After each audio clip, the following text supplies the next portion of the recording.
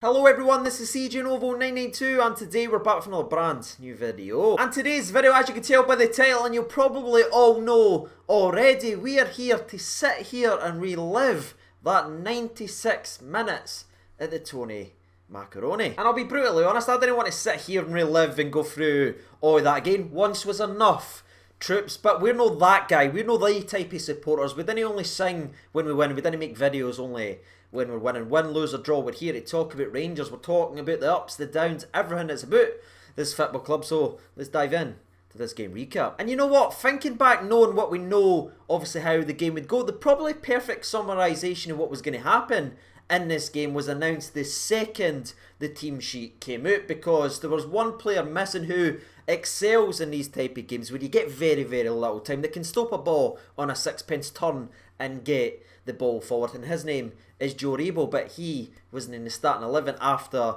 a hammer thrower challenge on Wednesday night. It was causing him some problems in training and he wasn't able to come ahead and play in this game. Now, didn't get me wrong, I'm not sitting here saying it's because Joe Rebo wasn't playing, that's why we never won. We would have won if he was playing. I'm not saying that at all. I'm just saying that right there was a wee indication, being told so late that Joe Rebo wouldn't be involved in this game. That was a wee indication that the day was going to be a good day. And it wasn't a good day, ladies and gentlemen. Usually during these recaps, especially this season, I've got so many notes to break down and discuss. These videos are sitting about 19, 20 minutes long per freaking game. And I'll be brutally honest, in this game right here, this is what I take my notes in. I've got 1, 2, 3, 4, 5, 6, 7 things to break down and discuss. And the majority of them came in the last 15 minutes. Now, before we actually go down that rabbit hole and break down the couple of talking points we have from this game, I think we need to be big enough to sit back and say you have to give credit to Livingston Football Club. And we talked about this a lot in yesterday's preview. As much as it's crap to sit here and say that, to a man, every single one of them stuck to the task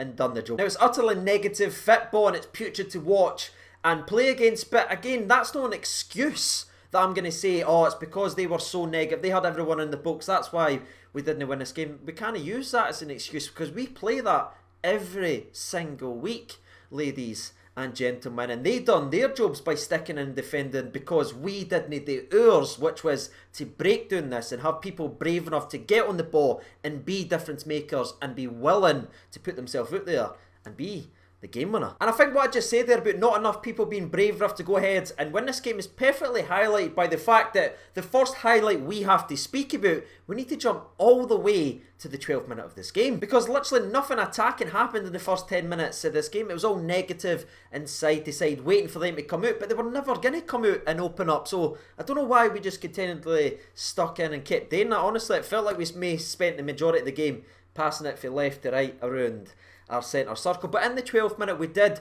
go a wee bit forward. We ended up winning a corner kick, and for one of the few times in the game we actually get the ball in and actually cross it and get a set piece in the box against a team that's conceded a set piece in every single game they've played. And guess what happens when you cross it in and do a set piece against a team that's conceding set pieces every game? There's a wee bit of panic at the back, and the ball eventually drops to Ryan Kent, who controls his shots perfectly, and it's well blocked by the Livingston defender. Now it hits his heel and it hits off his hand, and yes, it is quite a clear handball. But in saying that, I just want to make it very, very clear, I'm not sitting here putting all the blame on the referee whether it was a penalty or not. We should have had more than enough to just need a penalty kick versus Livingston, and that's me being brutal honest. No disrespect to Livingston Football Club, but they set up so negatively and offered very little going forward. We should have had more than enough to rely on an SPFL referee. And I think, given the fact that is only one highlight in the opening 12 minutes we created, and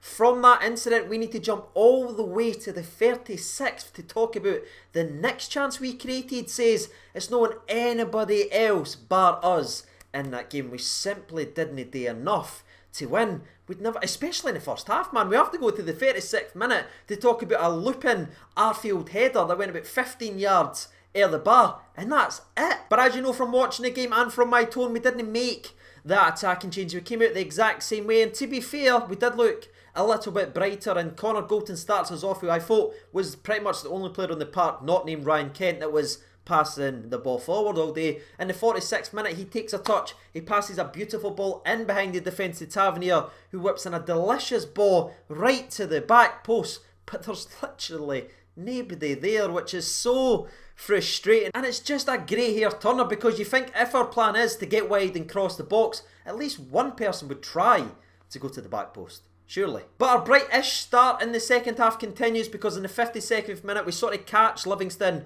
on the ball, and for once we actually get the ball forward quickly. No pass it 75 times and kill every bit of momentum for the game around the halfway line. We get it forward, we give it to Kent. Kent beats Marvin, cuts him inside. I think he ends up going off the park injured as well in this game. But anyway, from that resulting cut inside, he forces a shot on target, and it's our first one in the game in the 52nd minute. Which in itself tells its own story, because right there you're facing a goalkeeper that's not played 1 minute of competitive action so far this season, who is the backup goalkeeper to the Livingston Football Club, and it takes us 52 minutes to get a shot on target. But even despite the brightish start in the second half, it was quite clear we had to make some changes. The changes did come in the 57th minute of this game, but it wasn't necessarily the changes that a lot of us were expected, because yes, Kamaru did come on the park, but it came alongside Brandon Barker and not Big Cedric Eaton. And even that really confuses me, because we know Kamaru, from what Steven Gerrard said, isn't at 100%, right? He's not even had a pre-season yet, so we're expecting him to be just sort of edged in to these games. But Cedric, on the other hand, is the exact opposite. He's been playing games week in and week out. Hell, he was scoring and playing in July, so we know he's ready. So that was surprising we didn't see him in this game a wee bit earlier, because I thought around about that time, the way we were playing, well, we're getting crosses in left, right and centre, and I thought maybe having him, because he is a target man, in and around his areas would be a wee bit more dangerous than bringing on the likes of Brandon Barker. But that is the change that Steven Gerrard made, and to be fair to Steven Gerrard, it nearly came and sort of delivered right away. I was nearly eating my words within the first 15 seconds, and yes, pun intended, because we had a long ball from Connor Golton. It's in behind the defence. Barker does brilliantly to touch it dead and passes to Morelos, but Morelos isn't sharp enough and doesn't react quickly enough, and then Livingston defender is there to clear it before Morelos has that shot on goal. Now though, getting to almost the end of my notes from the entire 96 minutes, I think we actually get to, I think, which is the biggest chance in this entire game, and it wasn't a surprise to me that it came for the boot to Tavernier, who I thought whipped in dangerous cross after dangerous cross all evening. If I'm being honest, he whips an absolute beautiful ball right to the back post, and finally someone is there, and it's Alfredo Morelos. I'm sitting like that, getting ready to go, but he balloons it air the bar and ends up getting substituted from that chance as well. And aye, that was just a gut punch to me, because that right there was the biggest chance in the entire game, in my opinion. Now, before we get to the last crazy 10 minutes of this game, I also just want to say, I'm noticing a wee bit of a theme right here. I don't know if any of you are noticing this as well. Every single time we sub in a target man who is very dangerous at attacking and going and actually has some aerial threat, we seem to abandon the amount of crosses we're putting into the box and try and play it to his feet. Am I going crazy? I feel like I'm taking crazy pills, but when he came on the park in the 69th minute, we never attempted another cross until the 79th minute.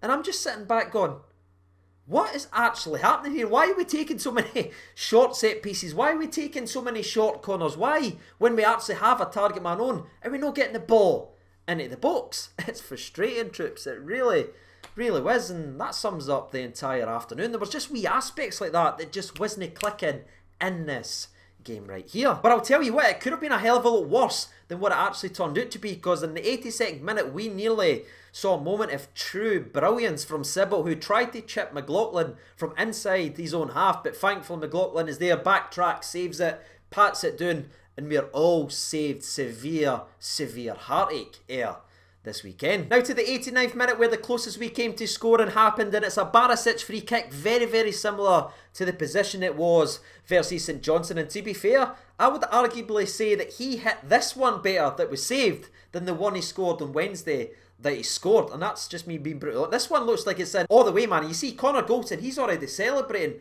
I'm already celebrating, but to be fair to this goalkeeper and give him full credit, he gets there, gets a strong hand and tips it on to the bar, and I just couldn't believe it. That right there is when I knew we won to win in this game. That right there was a bona fide wonder save. And with that being said, we get to the last chance where the best player on the park, in my opinion, nearly bailed us out, and it was Ryan Kent who starts within his own half. He's just getting the ball back and he just goes forward with it, and I thought the entire game he was one of the very few people that when he got the ball he just ran forward, and you saw that in the 92nd minute. He just goes and gets the ball. He's not wanting to pass it back to Jack, who will eventually pass it back to Golton, who'll pass to Lander and back to Golton. He doesn't want to get involved in that little possession game. He just gets it, beats one person, somebody else tries to nibble on him, he stays at his feet, he passes it in, the ball eventually sort of falls back to him and he has the opportunity to go ahead and win the game, and he steps up, he curls it. I thought it was in, and I honestly think he should have scored, but it is just